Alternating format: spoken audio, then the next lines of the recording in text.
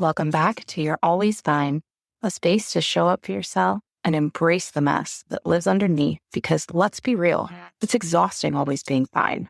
So grab your headphones and allow yourself to listen, laugh, and even cry because you are not alone and we aren't always fine. And that's okay. We are here for another episode of You're Always Fine. I'm your host, Kristine. And I'm Theresa. Today, we are tackling the heavy burden of guilt.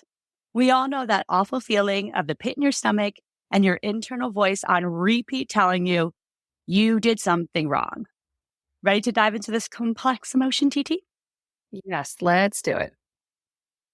Okay, let's start with defining guilt. Can you read the definition I sent you for everyone? Yes. So the American Psychological Association defines guilt as a self-conscious emotion characterized by a painful appraisal of having done or thought something that is wrong, and often by a readiness to take action designed to undo or mitigate this. Well, why does everything in the APA have to be so wordy? But anyway, so in other words, guilt is part of what encourages us to play by the rules, which for sure complicates things when you think about whose rules are you playing by. There's the obvious rules, like, I don't know, the law. But then there's societal rules, cultural rules, and then our own internal rules, which of course are our values. That internal guilt that we feel that causes so much distress is present when there's that internal conflict between what you have done or what you have failed to do and your values. I mean, let's be real. Guilt as an emotion has a lot of power. Oh my gosh. I mean, this is something I deal with on a daily basis. And over time, it looks different, right? Like, as we age, we grow, we age and grow. We never really outgrow guilt. It just looks different. So, for example, before I had kids, I was working in the hospital and I would be faced with picking up extra shifts to help out my coworkers. But that decision to pick up an extra shift would take time away from my husband and I. So there's the dilemma, right? You have the guilt that I would feel if I didn't take up that shift and help out the people I work with versus, not spending time with my husband. So, I no longer work in healthcare, but I have kids now. And that guilt is there, but it's very different. And I think much more intense. Like, I deal with mom guilt. It's just an entirely different beast. As a mom, you're always putting your kids first, or at least you try your hardest to. But most of the time, that means your time spent is either not on yourself, it's lacking with your spouse. There's always somewhere that's lacking. And at the end of the day, I'm only one person and I can only be in one place at once, which makes life so difficult when you're trying to do everything you can for the people that you care about. So it's interesting what you just said there about you put your kids above everything, or you try to. Mm-hmm. I think that is also, right, something society has taught us. Like, as a mother, you should be selfless. As a mother, you should put your kids above your own. I know we get to this a little bit later to really flesh this out, but I think, right, that is such a dangerous, line of thinking and a lot to put on, any one person. And so I think that kind of brings me to my next point, which is the two components of guilt. And when you start thinking about guilt, you first have to figure out, what type of guilt am I kind of experiencing? We hear so many types, like there's survivor's guilt, there is parental guilt, there's moral guilt, and so on and so on and so on. And while some sources specifically will outline 4 or more types of guilt, I think they boil down to just 2: appropriate guilt and irrational guilt. Appropriate guilt is just that. It's guilt that is appropriately placed on you based on a behavior that doesn't align to your values or your morality.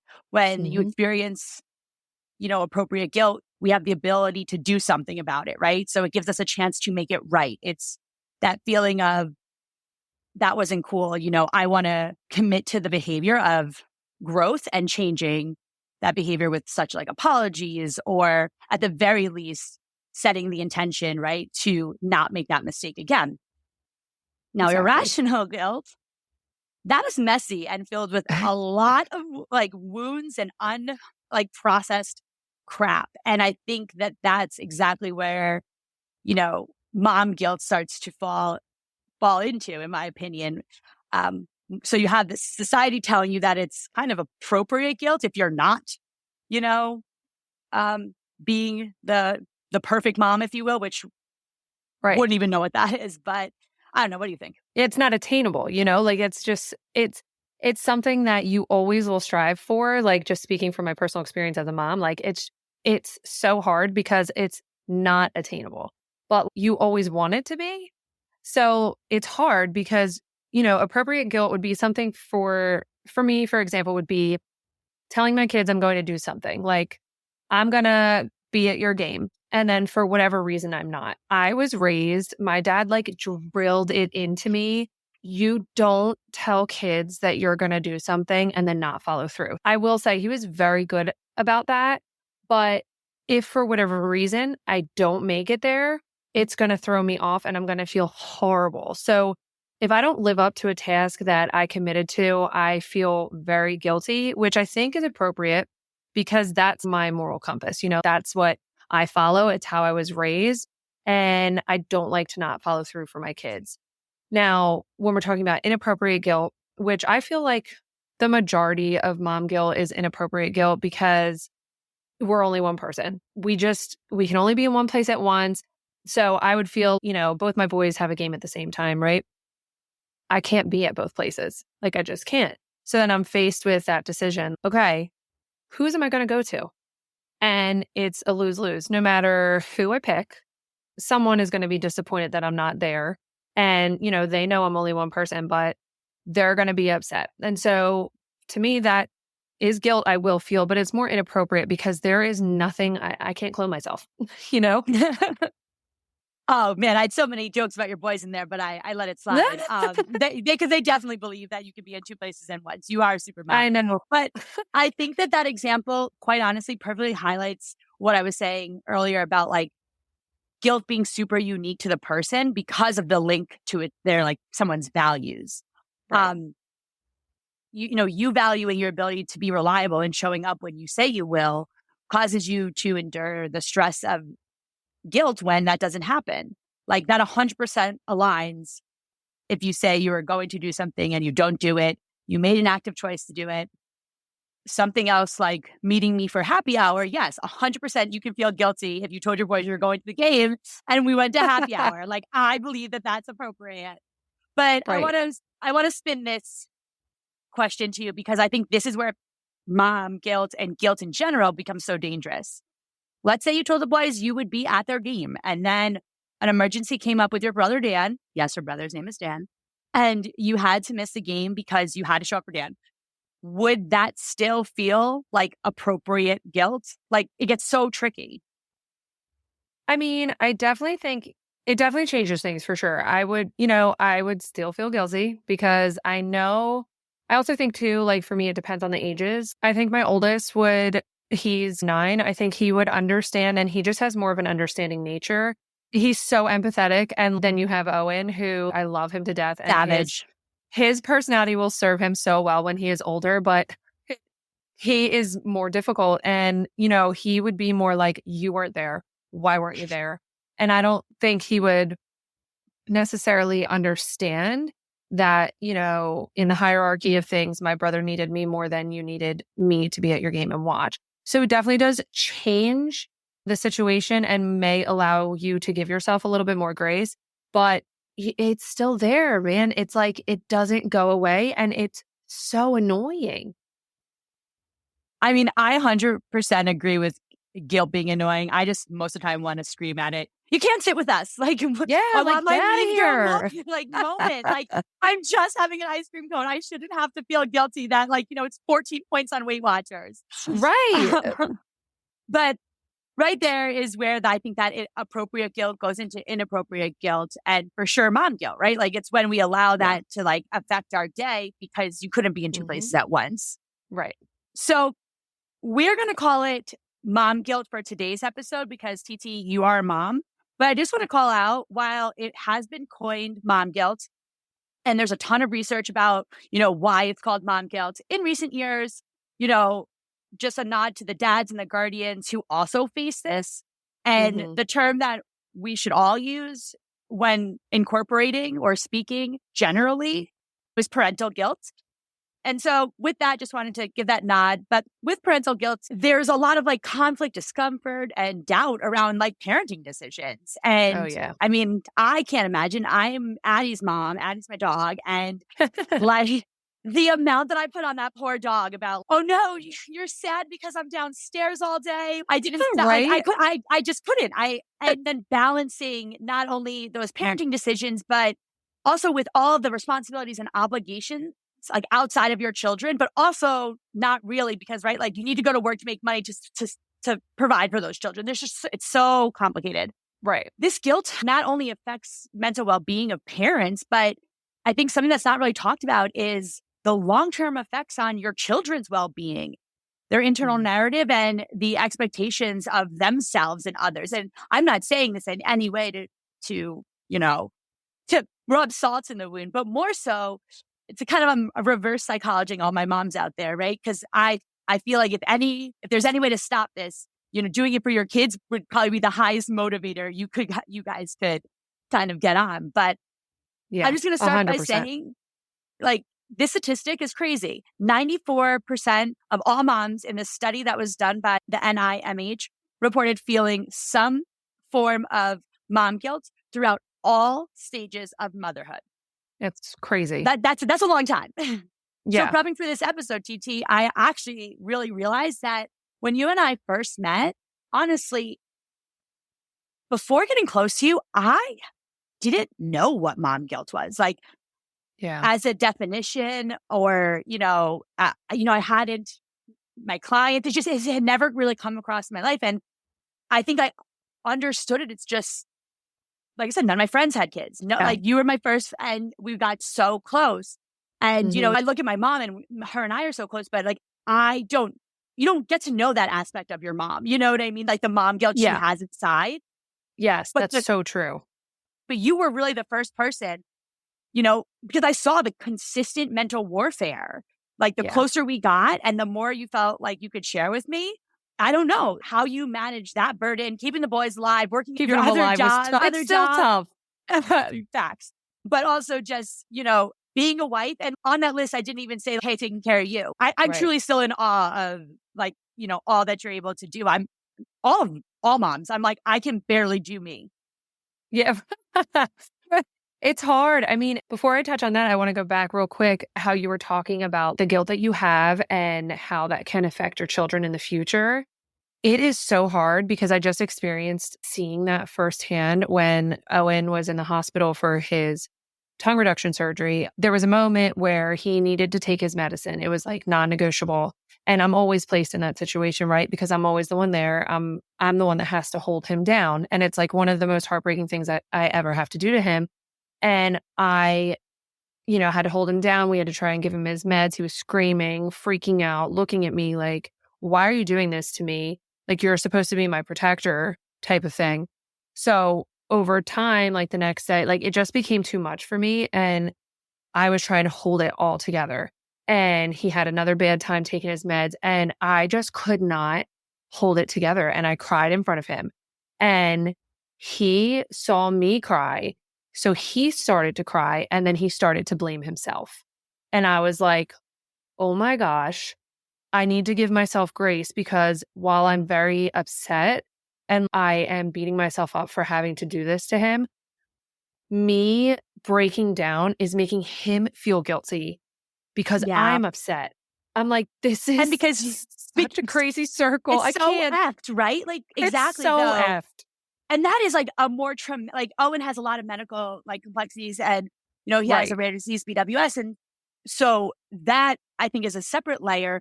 But imagine just on a micro level, right? If you're consistently beating yourself up, or you're consistently showing. I mean, one of the best fights my mom and I ever got into was when her and we were arguing about something, and I was like, if you want to do something for me, how about you model how to take care of yourself so that I might learn how to do that?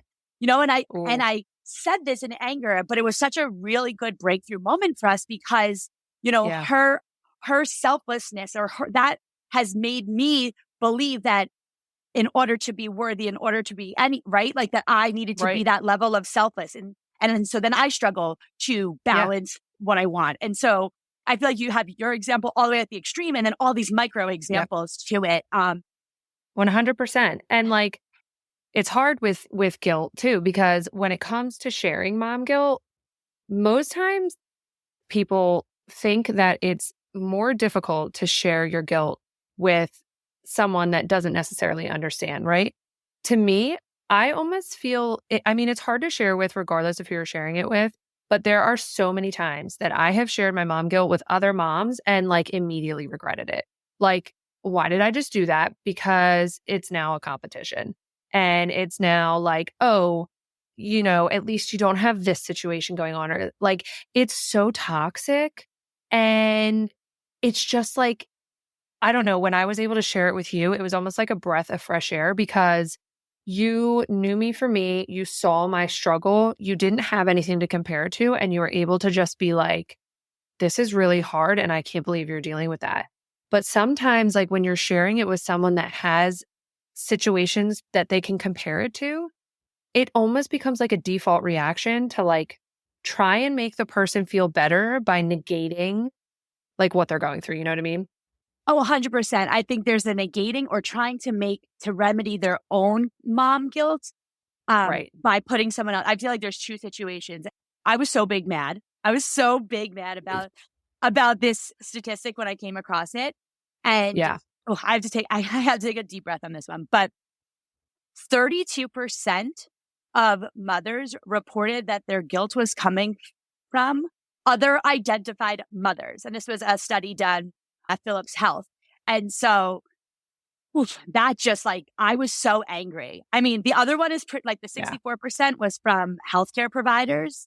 And that kind of, I didn't know, but I don't know enough about that culture. But like, to me, the people who are supposed to get it and show up for you, it must be just very, very lonely to feel like you can't.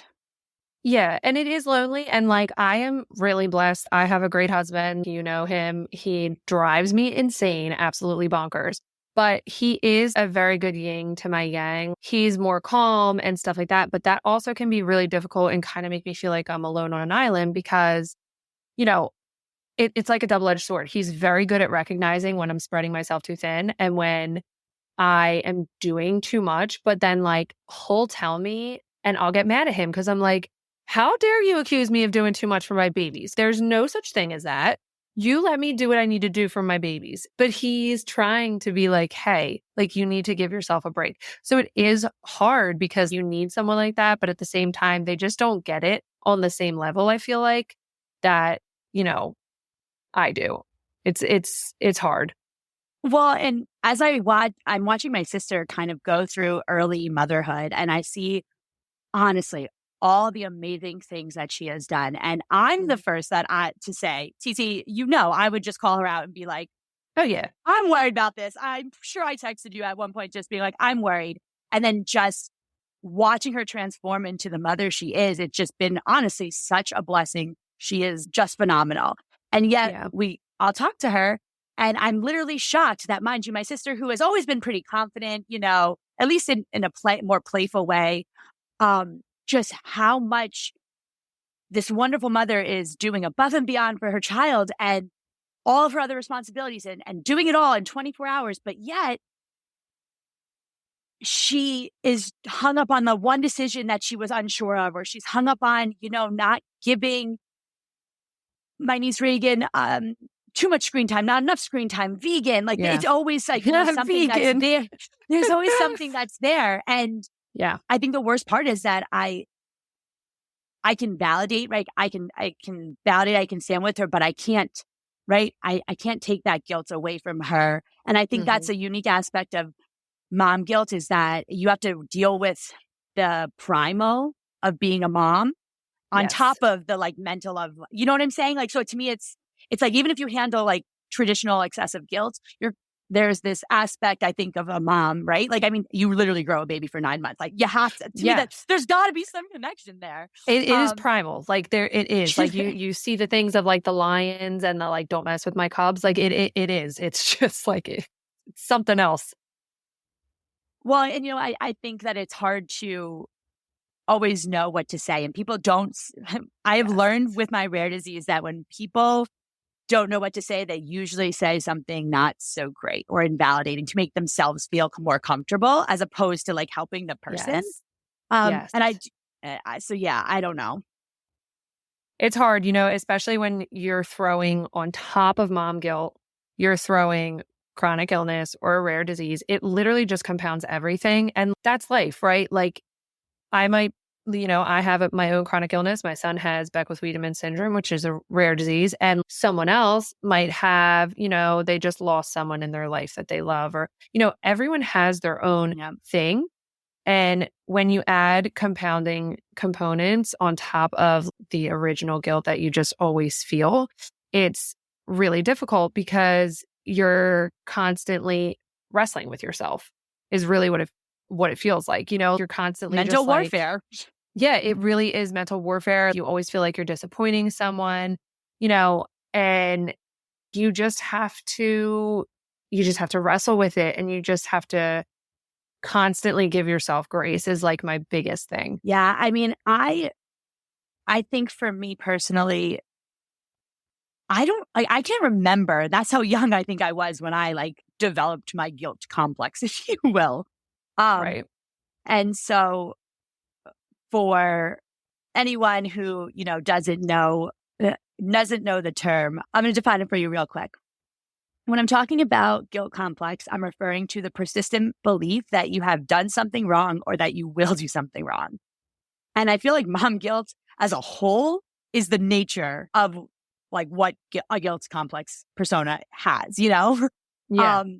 But again, I think I fall under the guilt complex archetype because I can remember from pretty early age feeling poorly for a lot of things outside of my control. Like when somebody would get picked on or talked about, I would feel really guilty about being scared to stand up for them. Or I might have even been there, right? Like it could have been in another class, but like the immense amount of like guilt, and then like sadness that I would feel was crazy for something that I wasn't responsible. And then jump to my 20s.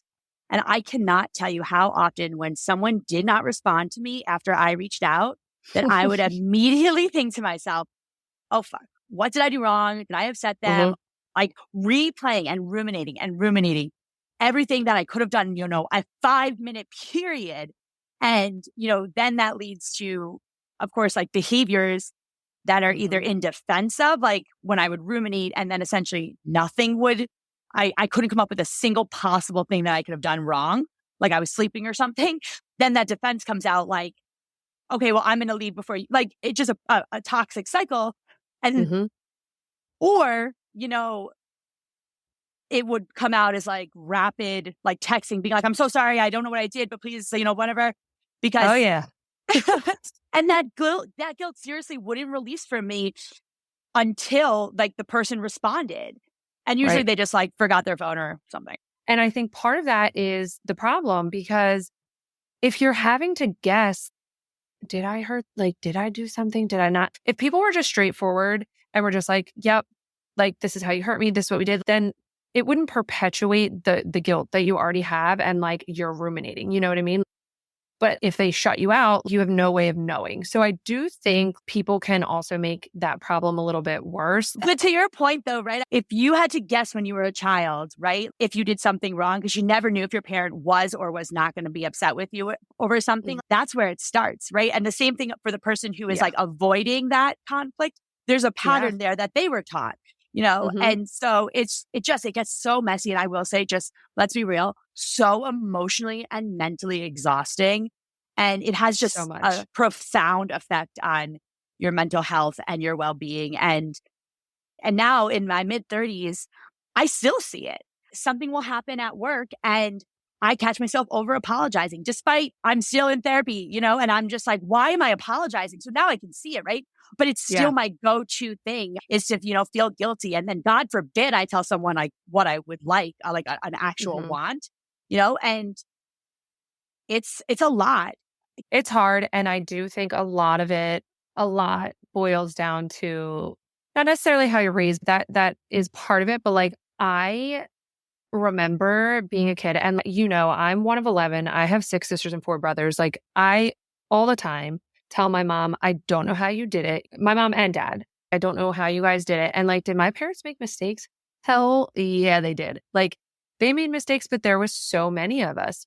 But what I've taken from that, and I had a really great childhood, but what I've taken from that is when I make a mistake, I really try and apologize for it to my kids so that they don't foster this kind of like, oh my gosh, like she's so upset with me, I need to apologize a million times. Or like, like just as much as I teach them that they need to, apologize or stuff like that, I want to do the same thing because I don't want to foster these kind of mechanisms that I see myself using as an adult. You know what I mean? Like, I don't want them to ever feel more guilty than they are already going to normally feel because that comes with life.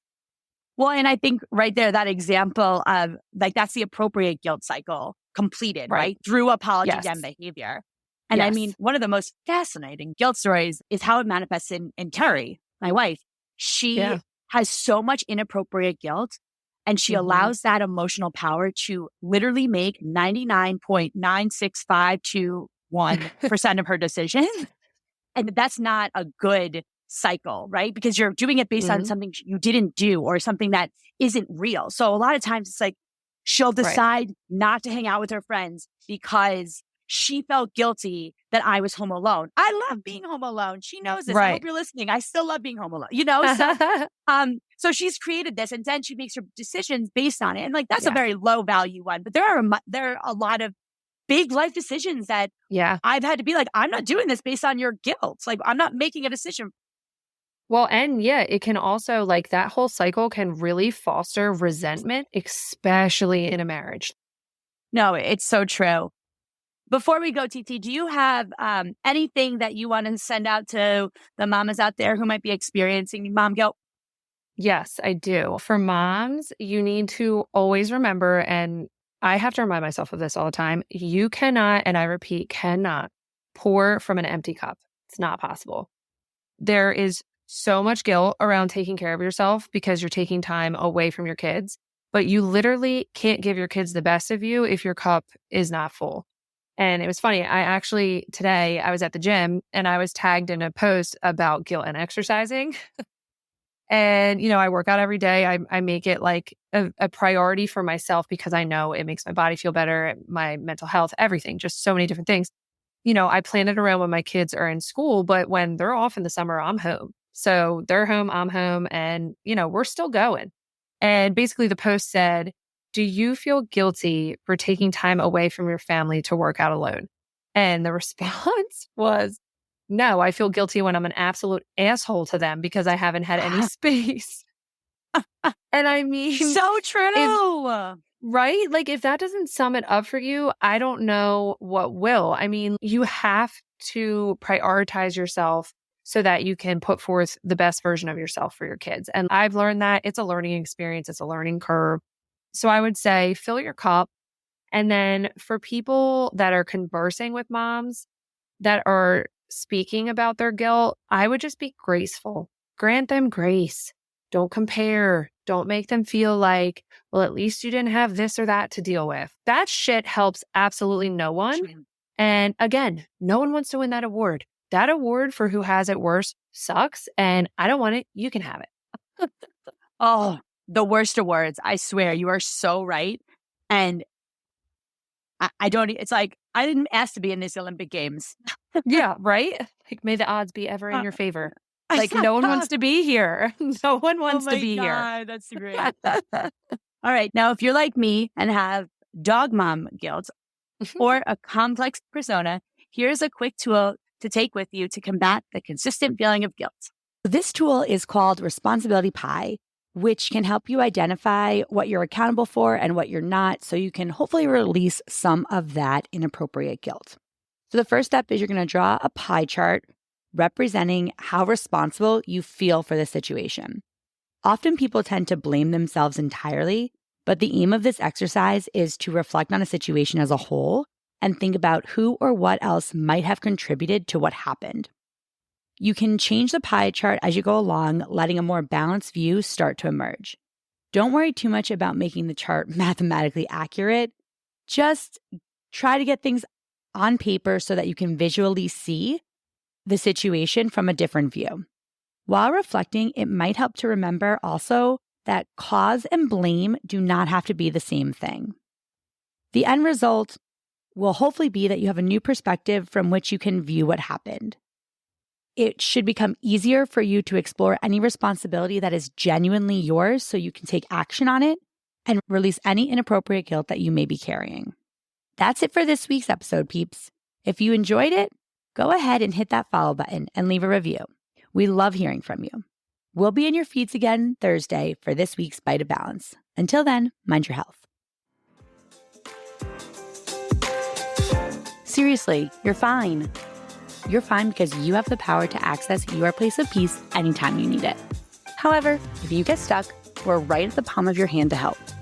Check out our show notes for this week's source list, recommended content, and Cabana live group schedule. We'll catch you next week for a brand new episode of You're Always Fine.